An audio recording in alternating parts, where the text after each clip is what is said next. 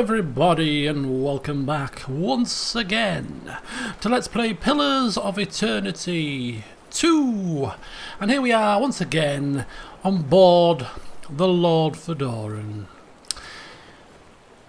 We've had a bit of a rest, a bit of recuperation before we start today's session. And before we head on out, just a couple of things from the last one. We ended up, if we go to the world map, we might be able to see it. No? Yeah, there was a little island here we popped off to, and we ended up having a bit of a fight. And as a result of that, we took down someone by the name of Meriel. Or Merrill. I don't know how to pronounce that. Merrill the Mad, with her undead and constructs and stuff. Anyway, we've seemed to have chopped her head off and stuck it in a bag for some strange reason. Perhaps word on the grapevine is there was a bounty out for this woman, so we're just towing it around with us in case. By the time we find this quest giver, I'm wondering what state this head will be in. Will it be even recognisable? Who knows? We'll have to wait and see. Anyhow, in addition to that, we've also picked up the Stone of Power, which gives us 1 intellect and power surge, which boosts our power level for the duration of a fight, once per rest. Of course, Fedoran taking that. And so we're ready to rock and roll. He's also got this rather plain Jane cape that offers no bonus, but when we're walking around Neketaka and not at risk of being attacked, we hope, we're going to stick on our Valian clothing, and said cape does go kind of well with our Valian clothing. So yeah, Valian clothing and cape for those more auspicious occasions. All that is missing is a flipping hat. Fedoran is far from happy. Anyway, perhaps there's one in Neketaka. It's going to be our first priority. Forget finding Adair's lost love. Forget looking for luminous Archipelagos. We're looking for a hat. Simple as that. Right. So without further ado, what we're going to do to start things off today is we're going to, first of all, travel to pastures old. Not pastures new.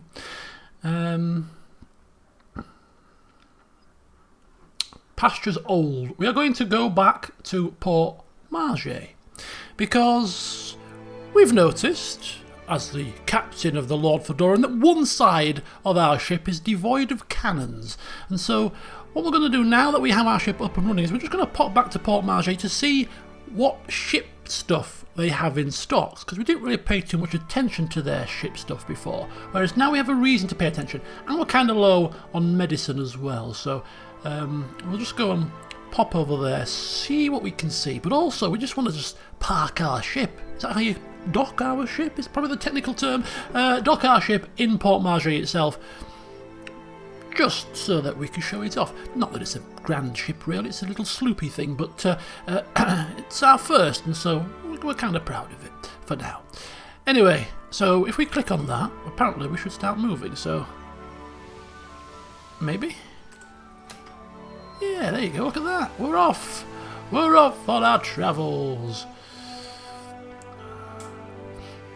So it's great. I do love this new feature. Just being able to sort of free roam in your boat around the islands, pop off where you feel like you want to pop off to. Uh-oh. Deadfire merchants. Okay, we should be fine. And look at that. We are here in familiar territory. Good old Port Marge. It's night time, so we might sleep in our special room in the Kraken's Eye. But what we really came here for is this.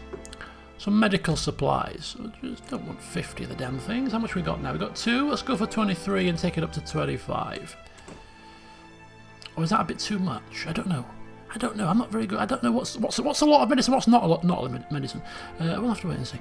What we really are looking for is, look at this. Here we are. We've got the Valian Hullbreaker, the Deerwooden Hognose, and the Iron Thunderer as weaponry.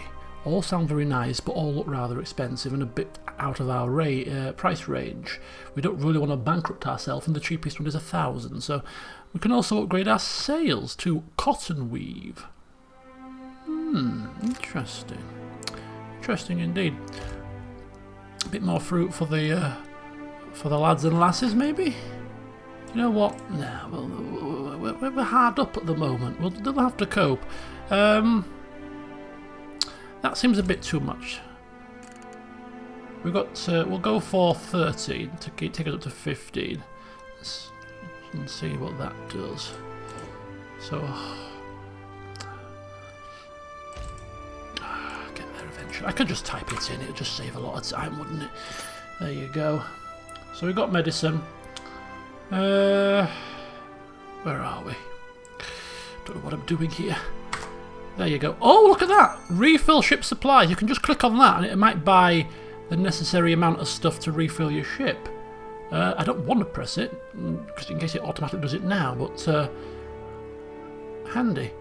Didn't notice that. Right, okay. So we're going to pop off into Port Margé. We're going to pop off into the Kraken's Eye.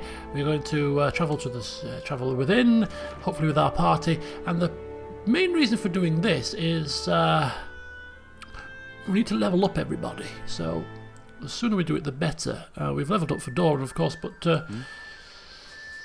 the others are still lagging behind.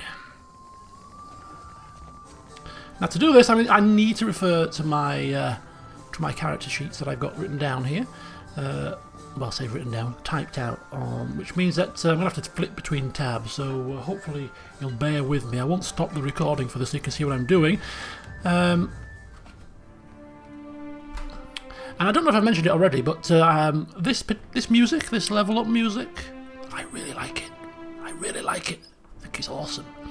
So, as we said before, she is going to be specialising in Arcana, so that when she uses her scrolls, predominantly healing scrolls, she uses them at a very high level and gives us massive healing boosts. So another Arcana point. And in relation to her passives, she's a religious type. Okay, so in terms of the ability tree, we have Interdiction. We have Holy Meditation. I think we have Suppress Affliction also. Next on my list is Dire Blessing and Bull's Will. So Dire Blessing is an inspiration-based buff, which basically means it strengthens our defenses against confused, charmed, and dominated afflictions. So if we're facing particular enemies that do that to us, this would be a good counter to that. So Dire Blessing it is. And Bull's Will, which is here, this increases Jyoti's will defense. So that's her sorted. And she's got Vile Thorns as a result of levelling up another power level. So she can fire those off should she wish to do so. There we go. So that's Jyoti taken care of. Next we'll take a look at Adair. So he's focusing on athletics and explosives. Kind of going to do both of those not equally, because I don't envisage using explosives anywhere near as much as athletics might come in handy. So we'll kind of go maybe for every 2 athletics we put 1 into explosives. I think that might be the order of business here.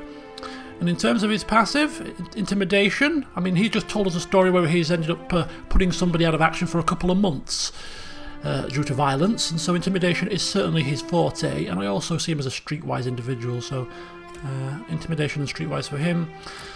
And in terms of his 2 level ups, this is where I'm going to have to now switch to Adair's piece of paper. Bear with me. There we go. Let's tab back in. Okay, so we've got Fast Runner. I'm holding off on that for now. Determination. Where's that? And what does it do? I planned my builds a long time ago. It feels like a long time ago. It's got to be a level 3 ability. Combat focus. Determination.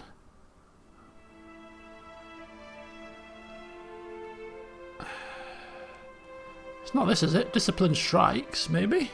Well, Discipline Strikes is one that I am going for, funnily enough. It upgrades the Discipline Barrage. So what it does, it improves the inspiration. So that's definitely one, but where is this determination? Got the fighter stance, it's got into the fray. Two-handed style, yes. Two-weapon style. Weapon and shield style. Oh, there it is. Do I have that already? I have that already. Okay, so that is defenses against... plus 20 defenses against intellect, perception, and construct. Okay, so he's getting quite a few defenses there that help him out. So rapid recovery is the next one then, which is that one, which basically increases the health restored per second. An improvement on constant recovery, so that will help to keep him up a bit longer. So with his defenses, with his determination, and any sort of buffs as well, he's quite resistant to a lot of those negative attacks, those negative afflictions. So that should be pretty good, right? Okay. Aha! Now here we go. Here's the fella that I really want to see, causing all manner of hell to break loose. And I'm going to have to just go down a touch here, because we need his talents across both fighter and barbarian classes. Right, active skills. So he's going for also athletics, but he's also a mechanic as well to help open those chests and disarm those traps. Okay, and moving down to the passive side of things, intimidation is his forte. We have a dare doing that also, but it's tough.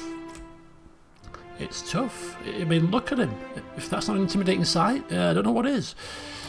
Okay, so 1 point for his...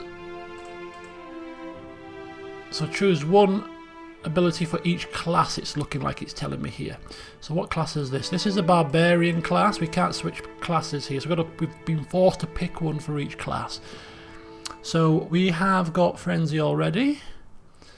Barbaric Blow. Costs 2 rage. Increases the likeliness and damage of critical hits and applies a carnage in a larger area. 20% damage, 50% area of effect with carnage attacks, 30% hits converted to crits, and 50% crit damage. That's quite a nice, violent ability. And we know that Nadog likes a bit of violence, so it's quite fitting there. And let's go for the fighter. So he's got Discipline Barrage, but he doesn't have the stances yet. So combining his already... the barbarian talents that help him out when he's surrounded by individuals, the mob stance basically giving him is it that one? It's not guardian stance, is it?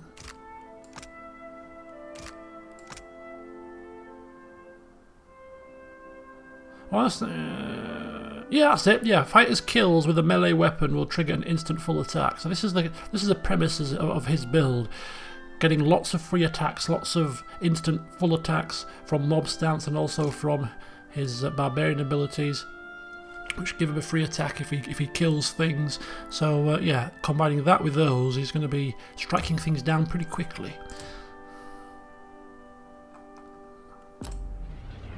And that just leaves us with good old Remgren. Here he is, look. Our druid, our ancient druid Remgren. Let's have a quick peek at him now then. Okay, so he's going for Arcana.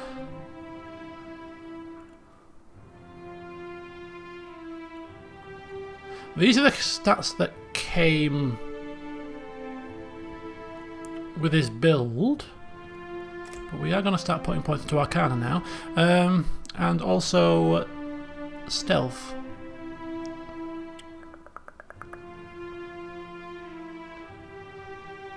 Ah, Stealth as well. That's why I'm confused. We were looking at Stealth, weren't we? So I think we'll put a few into Stealth and then we'll switch to Arcana. We do have Jyoti with Arcana, so it's not massively important per se. So yeah, a bit more stealth for him, I think. And passive survival and history. Survival, predominantly. And the good stuff, the actual abilities. He gets one. He's a level below the others, of course. As was Nadog, why he only got 1 point in each ability, in each class. Beetle shell. Beetlejuice. Beetle shell. Where's that? Should look like a shell, shouldn't it? Right, let's have a look. Touch. I think it must be a level 2. Wood skin. Maybe beetle shell's a level 3 spell, and I need to pick something else. Beetle shell is a level 3 spell. Okay, so we've got a spare point to use. So what I'm actually going to do is pick one of these. And what this does is, any of these, it's just basically picking an elemental type of damage to do extra damage with weapons. So if he's using a weapon, he gets extra shock damage, fire damage, or corrode damage. So we'll pick one. I don't know which damage would be best. What would be more fitting with him as an ancient druid? Burn. Bit of shock.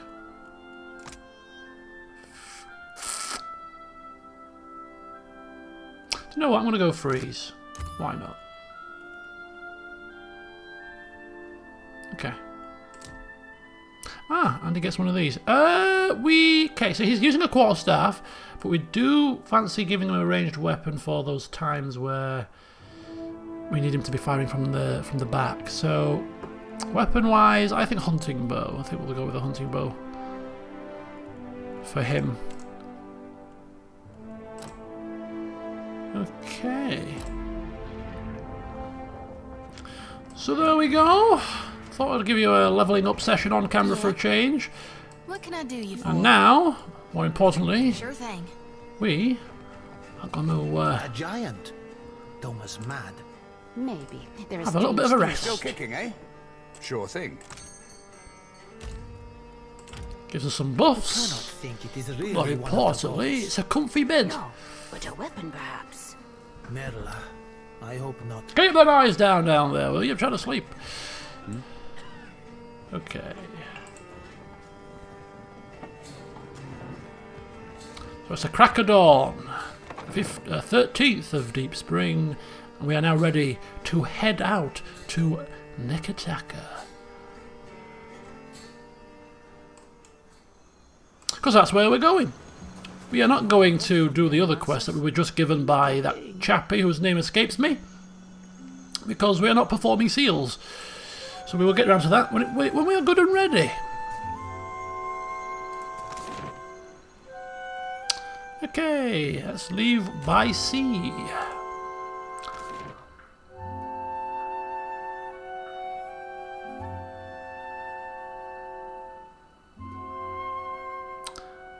Alright. And we are going to Neketaka.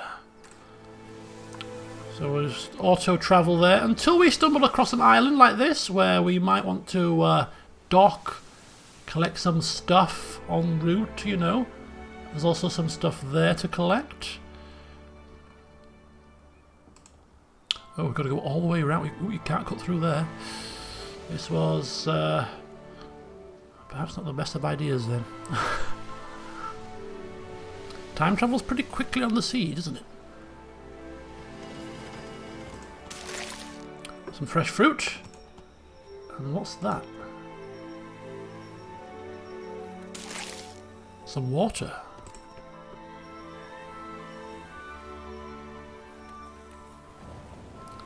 I don't know what that is. We're going to have a look.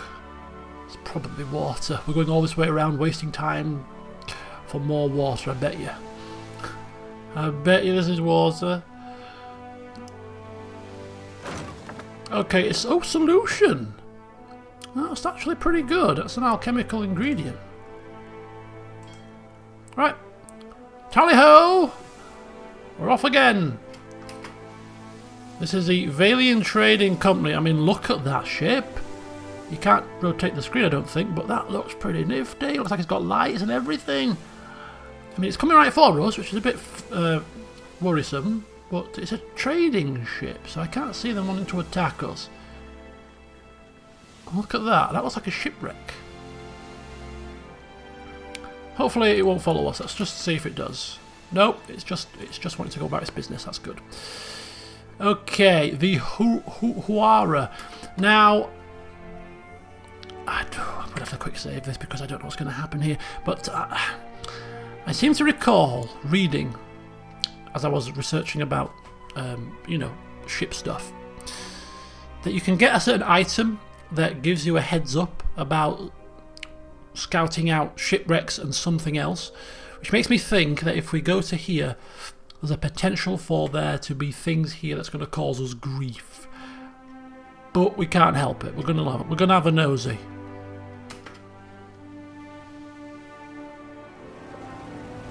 Oh hell.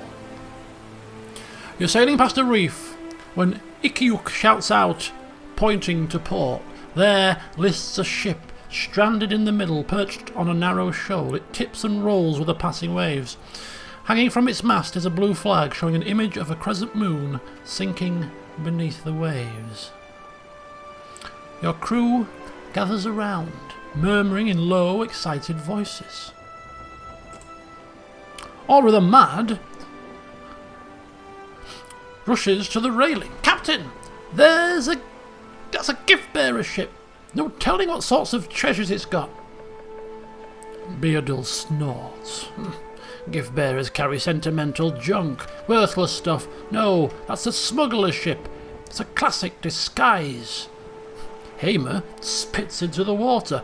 Then it's a fucking stupid one. Gift-bearers only visit landlocked settlements. That's a trap. What is it? A trap? A disguise? Is it a gift-bearer ship? Ready the guns!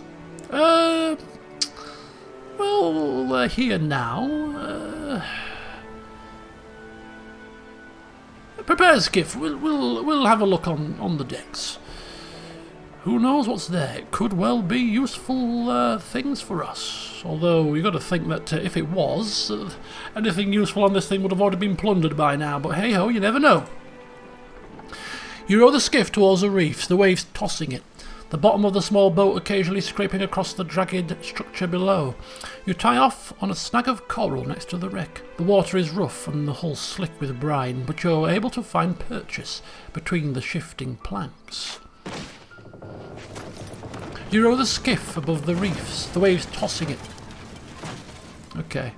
You pull yourself up, using bent planks and barnacles for holds. You've almost reached the main deck when a wave slams against the ship. You hear a crash from somewhere below as the vessel rocks. Your legs slip out from under you, and your fingers dig into wet lumber. Your grip holds. Jesus. Once the ship settles, you resume your climb and make it to the safety of the deck, where we find nothing. A deserted ship. Not even any corpses. We search for salvage, and we find several crates of supplies and several more of crates of assorted odds and ends, handkerchiefs, bead jewellery, cracked scrimshaw, and a child's doll.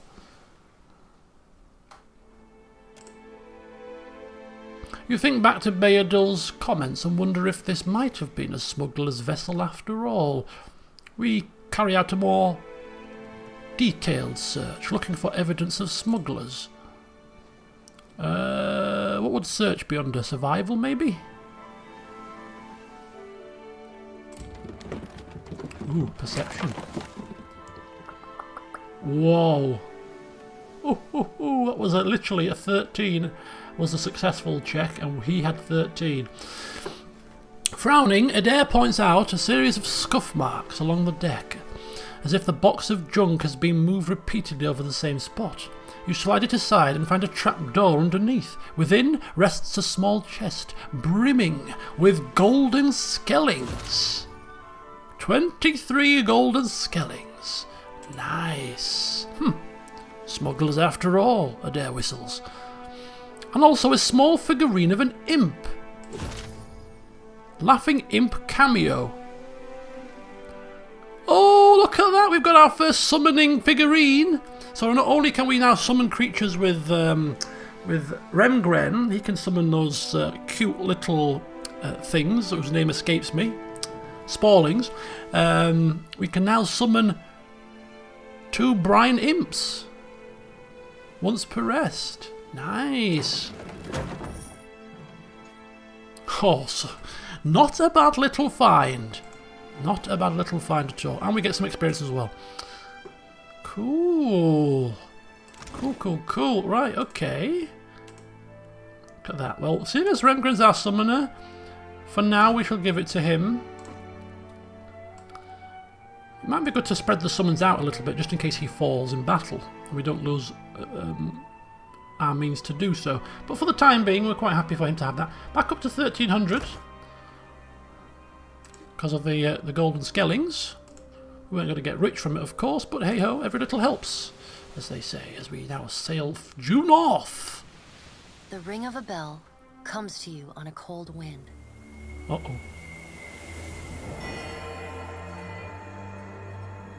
The ring comes again and again, until soon the air is full with the sound of 1,000 bells ringing all at once. You are alone. And then, you are not. Ooh.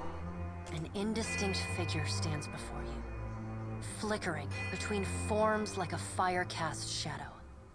A fixed, taunting grin. Bottomless black eyes.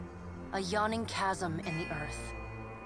The aspects of Berith, the Usher and the Pallid Knight, shift in and out of focus. And at their back, 4 indistinct shades hover. You feel an eternity stretch out behind each of them, reaching back to places so distant and yet so near you cannot comprehend their size.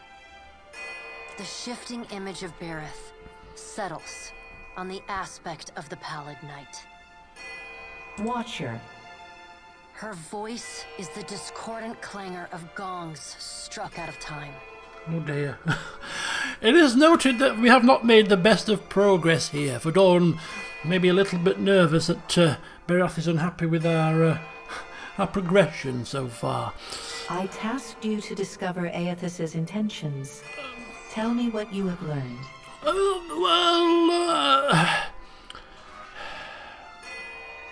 I can't follow. Yeah. He's draining souls from veins of luminous Adra. The Pallid Knight knits her brows. He does not seek to return to the beyond? Intriguing. Her sickly pale skin pulls tight across the bones of her face, as if the shell of this aspect does not quite fit the impossible creature it contains. The figure nearest Berith dissolves and reforms in the image of a thin-lipped, ancient crone, whose face has felt the melting kiss of fire. Oh, is that Magrin? The goddess Wodika strides forward. Not good with our gods, apparently. It's never been one for gods for Dawn. Does Aethys frighten you, Bereth? He should. Magran subdued Aethys's influence once before, and yet he returned. From out of Wodika's shadow shuffles a hunched, bald man you recognize as the god Scan. His skin is mapped with swollen lash scars, and breath whistles through the ragged hole in his face, where his nose once was. Quite the looker. He does not speak, but stares up at Wodika, with naked loathing plain on his ruined face. Wodika steeples her long, knob-jointed fingers. We must annihilate Aethys now, before he makes a rash decision we cannot easily annul. She casts a sly look at the Pallid Knight from the corners of her eyes. A moon would do the job nicely.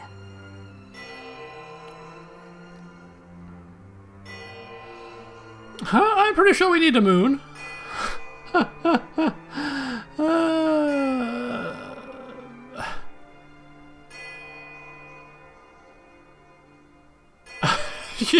Yeah.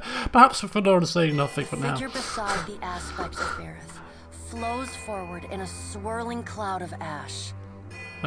Magron this time? The ash falls to the tiles and reveals a molten-skinned woman, leaning on a monstrous, wicked-edged broadsword. Magran's glowing lips curl in disdain. We must find a solution to the problem of Aethys that is neither do nothing, nor destroy the world. A voice of reason. I acted in haste during the Saints' War. You will not goad me into doing the same now. To move against him while his plans are unknown would be the height of foolishness. We must find wisdom in precaution.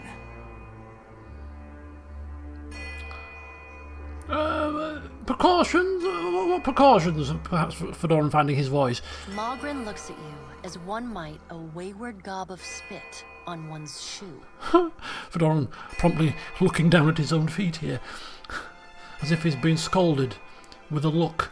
It is no business of yours what the gods decide. Another of the silent figures steps forward, and the warm, golden light of a summer's afternoon spills across your face. Oh, it's Hylia. We should be in good standing with Hylia. We picked her option in the resolution to the first game. Let's all take a deep, calming breath. Perhaps cooler heads will prevail. Behind Helia's words, you hear the soft coo of doves. Aethys has been separated from us for too long. Isn't it possible he intends only to gather enough souls to reclaim his realm in the beyond? He should be welcomed. You look up then into avian eyes. Through them, you see clouds of starlings converge and divide. Continue to remain silent. He's been scolded once with a look. Perhaps doesn't want to be scolded a second time. Scan shuffles forward. Yes. We should welcome Aethys' return to the fold. His gratitude we can leverage to cajole him into divulging his plot. Then, when he believes himself to be in our good graces, we do as Wetica suggests, and crush him into the earth. Scan pauses, inspecting you. I mean, perhaps somebody more knowledgeable about these things than me, because sometimes these things kind of slip me by, but what is it that Aethys has done in the past that has made these people, these gods, wish to get rid of him? Seems a bit harsh. Yes, let's welcome him back, and then we'll stab him in the back. That's what we'll do. And here is the Watcher who delivered poor tormented Alice back into the clutches of her uncle, Lord Harren. Curious. Of course, I mean, we do have a bone to pick with the Aethys ourselves. He did ruin our keep. But I mean, if we could ask him about it, it'd be kind of nice, wouldn't it? A bit of parley with the god. By the way, why did you destroy my keep? And he'll probably give us a reason, and we'll be like, oh, well, yeah, I can see that. Yeah, very good reason. And isn't this the lady that we found in is it Skane's temple beneath the Deerford village? We didn't mean to do this, but we kind of picked the wrong option, really, and didn't wish to reload it. Yeah. Scan licks the ragged edge of his lipless mouth and grins, then turns to Helia. I did not expect such a deliciously ruthless idea from you, Helia. I am impressed. I don't think she meant it as a ruthless idea, somehow. Helia's feathered crest stands on end. You wretched little creature.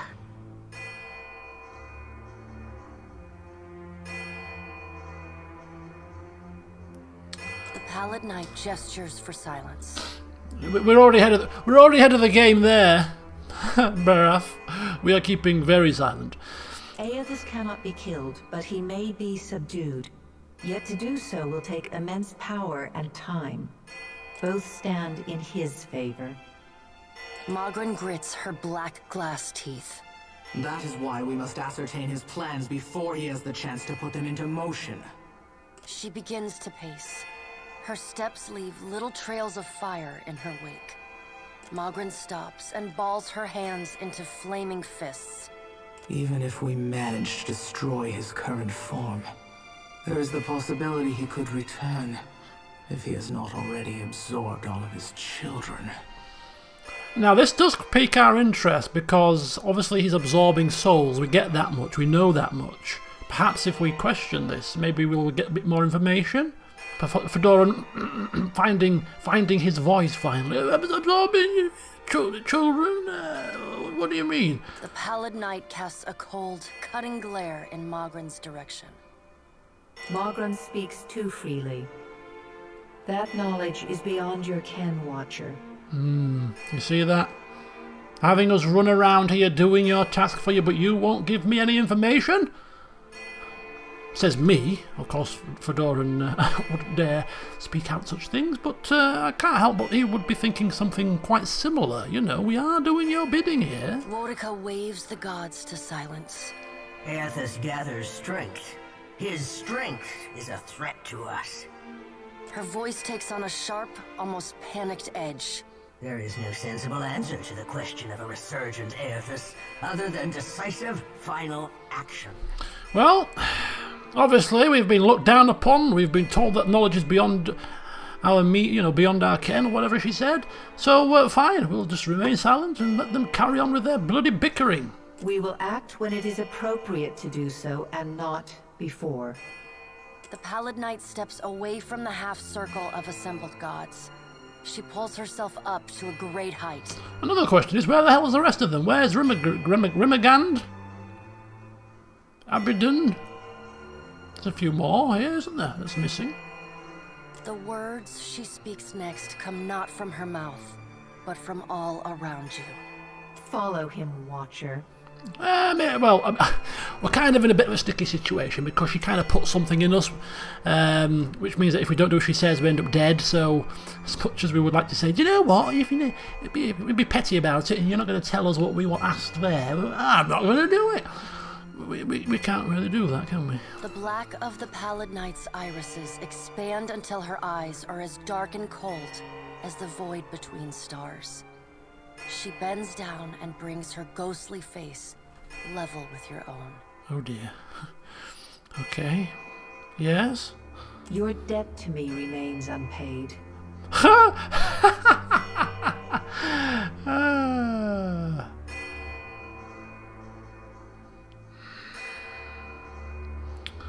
I'll do what I can, based on the limited information I have. Fedoran's saying. It's a bit bold for him, isn't it? A bit bold. She stares at you, unblinking. Like a needle drawn to a magnet, you are pulled toward her one compulsory step at a time. I don't think Fedora likes this. You blink open your eyes and find yourself on the floor of your ship's cabin. Alone. Oh boy. Oh dear. That was a very interesting situation there. I like that scene. Fedoran didn't like it at all, I can quite tell you that much, but I find it highly intriguing. Oh dear. Sure. Okay. Nothing we can do here for the time being.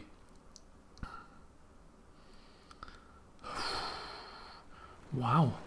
Alright, so we have, of course, our new party member, Seraphen, who we will be taking with us when we go to strike down Benwith. Before we strike Benwith down and take him with us, we will speak to him and get a bit more information, but for now, we'll just leave him stewing. Because we've got things to do, and we've just had a bad dream. I'm not in the mood for conversation right now. Okay, so Oops. Ooh, we have a rather large looking island here. Which we're not even halfway to our destination yet. Not even halfway there. Right, we're getting off. We're getting off. We are getting off. So we've got the Howling Gorge. We've got some forageable stuff here.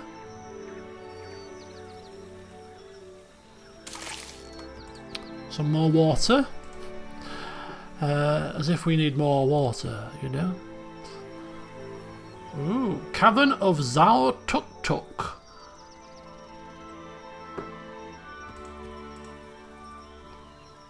So explore this island properly. Little area there.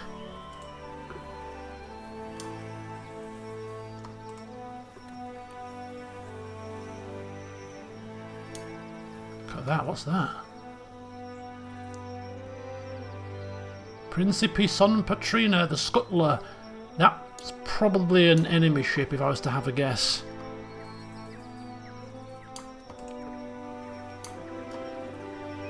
I don't think they'll be able to attack us if we're parked up, right?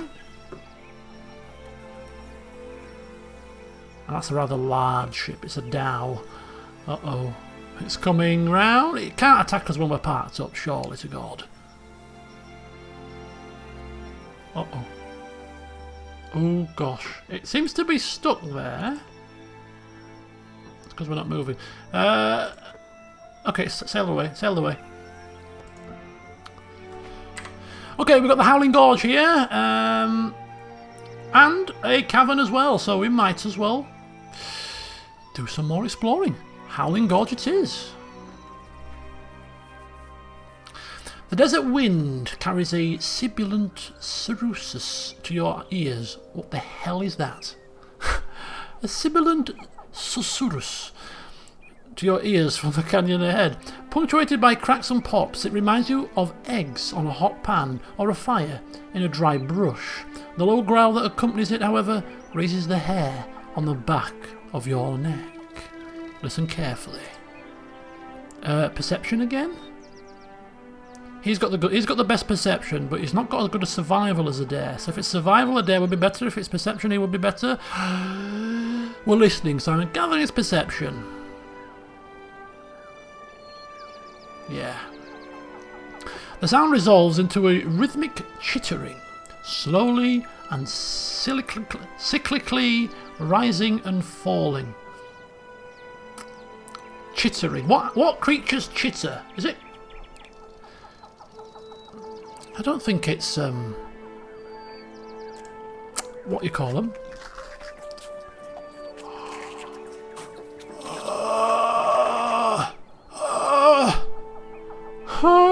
Oh, it's Zaurips is the word I was looking for, yeah.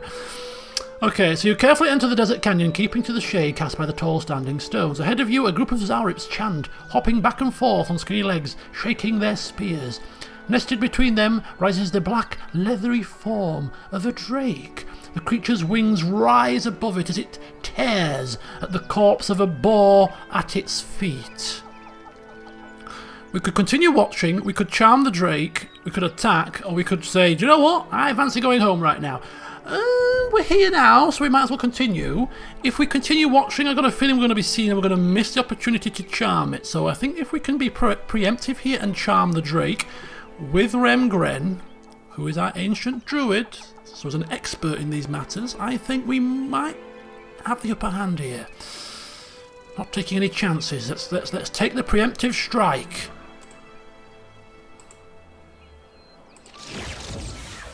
Remgren chants quietly, and the drake's eyes dim. The Zaurip's chanting falters as the scrawny reptiles exchange confused glances. The drake methodically plucks up the remaining Zaurips, consuming each in turn. It seems to struggle with the last one. Small as a Zaurip is, the group was almost a match for the beast's gullet.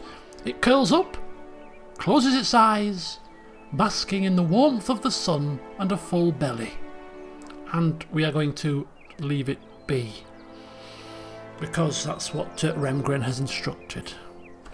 That dog was unsheathing his axes. Let's pounce! It's gonna go to sleep! Let's get it! Dragon scales for all! No. In his deep, calming voice, Remren, leave it be. There's no reason to kill this thing. And so we do as he says, and we continue down the path without further interference. Well done, Remgren. Look at that. Remgren's time to shine, and shine he did. Anything down here before we go into that? Ooh, Broken Spear Pass. This is a rather large island, and some lootable stuff down here too. Hardtack. We'll save the cavern till last.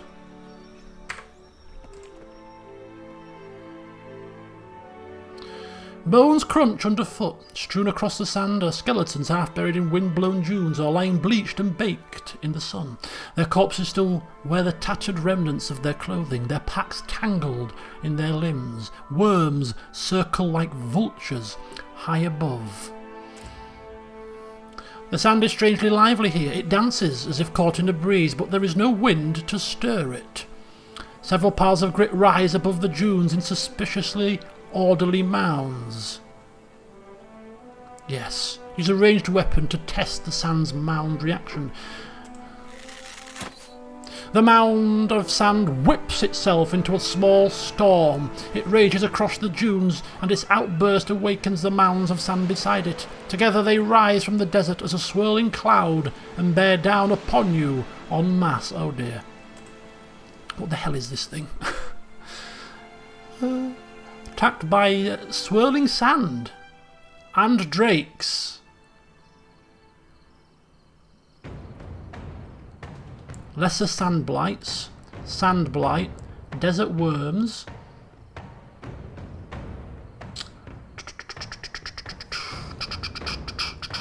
Right, we are not in the right order here. You sure? Yes, I'm sure.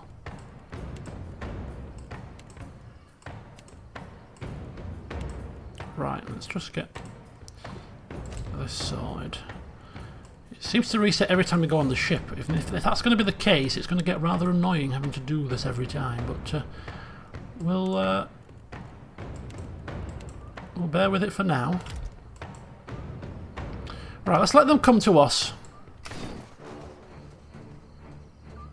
Right, well, what we need to do really is actually buff ourselves where we possibly can. So barrages, discipline strikes, giving us that extra concentration buff there. And she is going to, it's not her, it's you. You're going to cast Nature's Vigour for now, giving extra power level.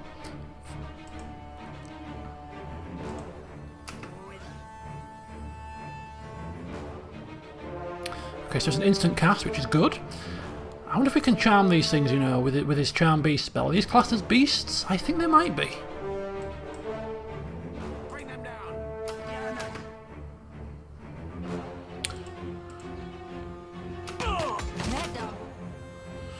Ooh, okay, the sand blights are going down pretty quickly. Yeah, I think we're going to try and charm these things. So let's go for Charm Beasts. Gonna have to move up a bit to get there, but hopefully he'll be able to cast it.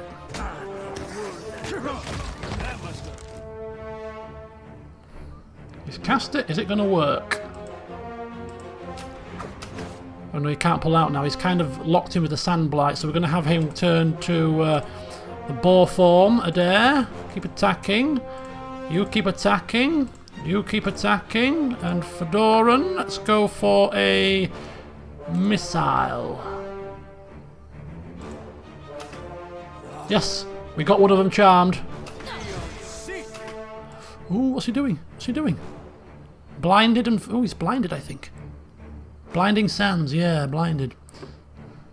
It's okay, I think we've got this. There's nothing to be panicked about at the moment. Holy Radiance. Okay, moving in.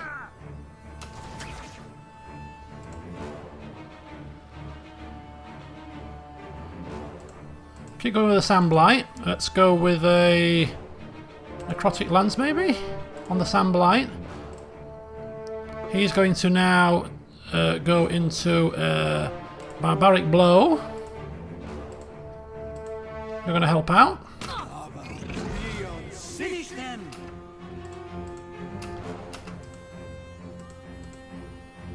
Now we're going to go into a Frenzy. Oh, we've got this now. We got this. Okay, Frenzied. Better try something else. And the worm that isn't charmed. Nice hit. And then the worm that was charmed. I don't think I can pull that off.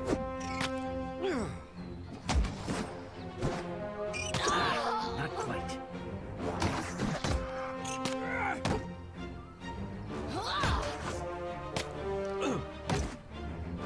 Well, I'll take care of it. Alright, good job team, good job team. Against Primal Wind, some Tar Ondras. Scoria, what's that? Volcanic Rock. Some Pyrite. Lots of items for us to use in our crafting. I got it. I'm actually going to turn it into fast mode just to scout here. I don't think there's any more enemies potentially here. We may have got rid of everything that was in this particular zone.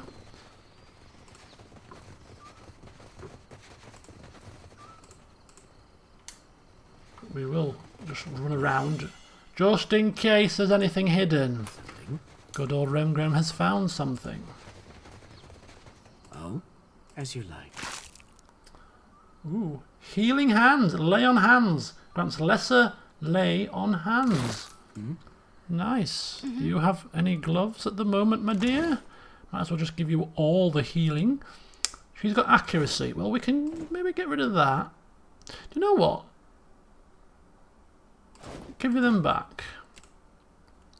Adair hasn't got any at the moment, so you could turn him into a very, very, very, very, very watered down paladin.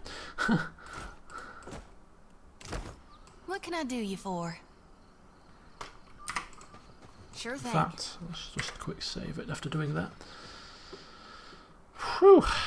I sit here and it's 31 degrees today. It's a bit of a scorcher.